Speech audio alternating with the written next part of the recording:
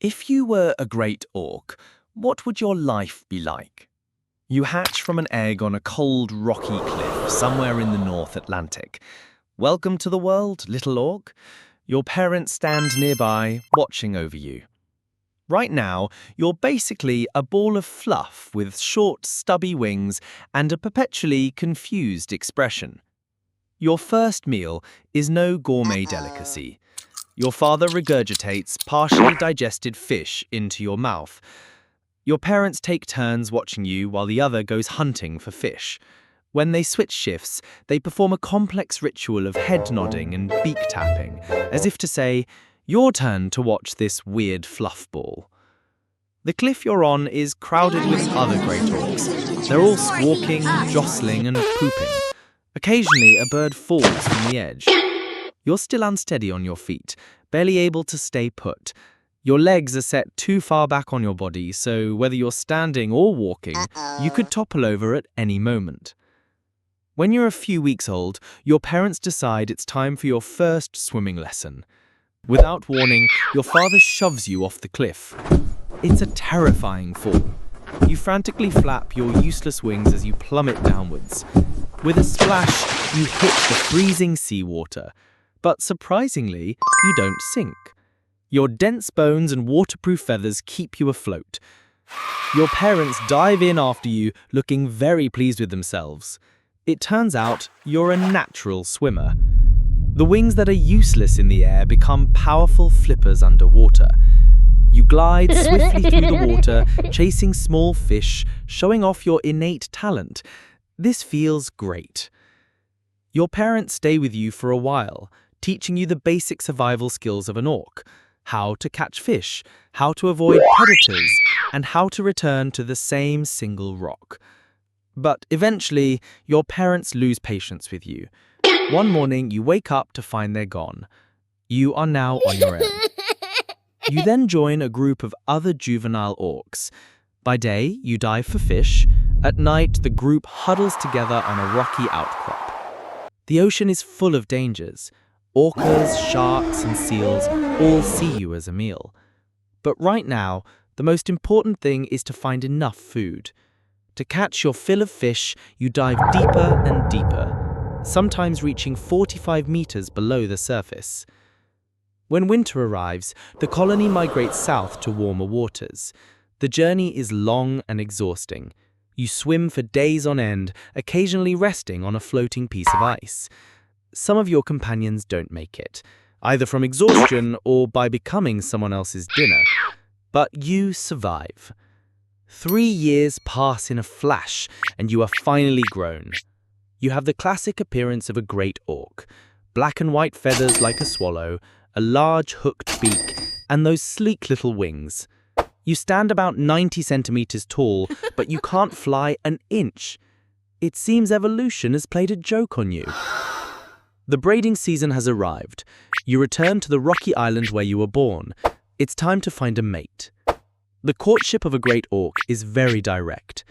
You stand on a rock and let out loud calls until someone takes notice. After your calls are rejected a few times, a female finally walks towards you.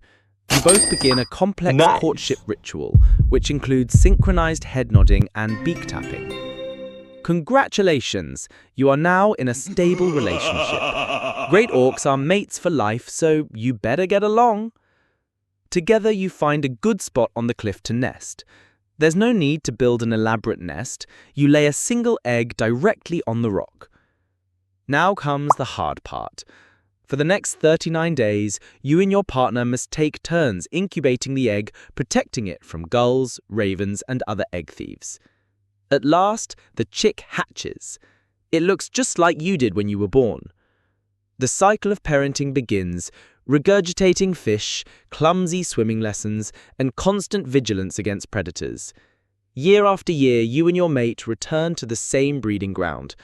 The colony gradually grows stronger, with hundreds of great auks crowding the rocky shores.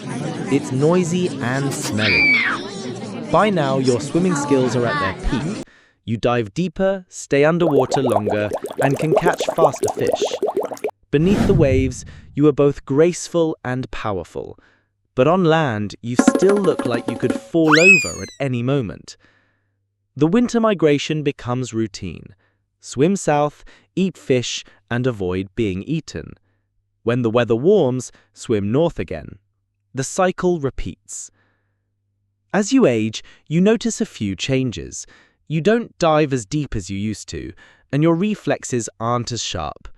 The seals you once easily outmaneuvered seem now faster. You have to admit, you're getting old. One cold morning, you wake up to find your partner is gone. She went fishing yesterday and never came back. Great auks are lifelong partners, but their lives aren't always the same length. You are now alone, continuing the cycle of life. Swim, fish, survive. But some things are different.